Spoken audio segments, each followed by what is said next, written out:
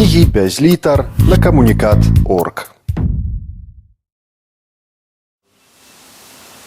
У нашай сям'і было прынята садзіць дрэвы і называць іх імёнамі сямейнікаў. Калі я радзіўся, то дзед пасадзіў 3 бярозы – Віталь, а побач бацькі Каця і Віця. Далей густы алешнік, паўвекавыя яблыні, груша, слівы, іншыя сваякі. Пасярэдзіне вялікі разложысты клён – гэта дзед Чэсь, гаспадар. Побач далікатная рабіна з просьмай маленькіх чырвоных ягад, бабуля Варуня. Смешна неяк нават чуць, што сапраўдны мужчына павінен збудаваць дом, выгадаваць сына і пасадзіць дрэва. Чуеце? Адно марнае дрэўца. Дзед мяне навучыў, што мужчына павінен пасадзіць сад, а калі хопіць сіл, то можа і цэлы лес. Яшчэ малым хлопчыкам я пасадзіў перад хатай каштан, насупраць быў ужо каштан, які раней пасадзіла бабуля.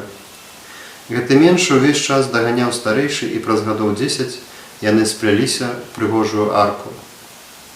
Дзед казаў: «Будзеш жаніцца, то пойдзеце з жонкай праз гэтую арку да парогу хаты».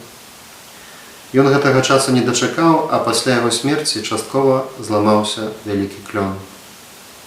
Дзеда няма ўжо даўно, а клён аджыў і яшчэ доўга будзе кідаць свой велічны цень на сажалку за хатай. Так, мужчына павінен збудаваць хату, але яна павінна быць нечым большым за 4 сцены, страху і склеп. Хата павінна быць сядзібай, гняздом роду. Гняздо роду нельга прадаць, нельга дазволіць яму зарасці травой і пакрыцца імхом. Род гэтага не прабачыць і не акрые сваім бласлаўленнем. Всю веліч і прыгажосць дзедавай сядзібы я зразумеў, калі прыехаў туды пасля многіх гадоў занядбання. Гэтае вяртанне было як споведь. На яблынях віселі сакавітыя, нікому не патрэбныя яблыкі. Прырода пачынала абступаць хлеў, пуню і старую лазню. Я выбачыўся перад дзедам і застаўся там да канца восені, каб прывесці ўсю сядзібу да ладу. Адрамантаваў хату, абклаў фундамент каменнем, высек хмызняк, выкапаў на месцы высахлай сажалкі новую, побач паставіў новую лазню з тэрасай. На хаце павесіў таблічку «Родавая сядзіба Чэся і Варуні». Амаль кожны год мы праводзім родавыя сустрэчы. Дзед таксама з намі, глядзіць на нас з выгляднага нечым заліхвацкага армейскага партрэту. А ўвесь род глядзіць на яго, як на пачынальніка, хоць ён проста прадаўжальнік, як і ўсе прысутныя, як і тыя, што выйдуць з нас. Што такое выгадаваць сына, не ведаю. У мяне пакуль толькі дачушка. У дзеда было 2 сыны і 5 дачок.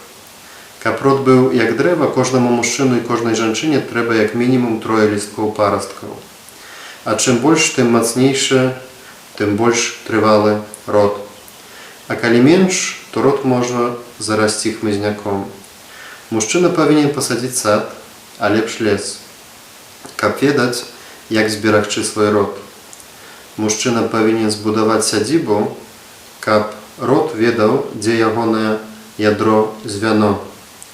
Род патрэбны, каб утрымаць сядзібу, каб даглядаць лес, каб мець куды вяртацца і каб ведаць, куды ісці. А ўсё астатняе – лухта.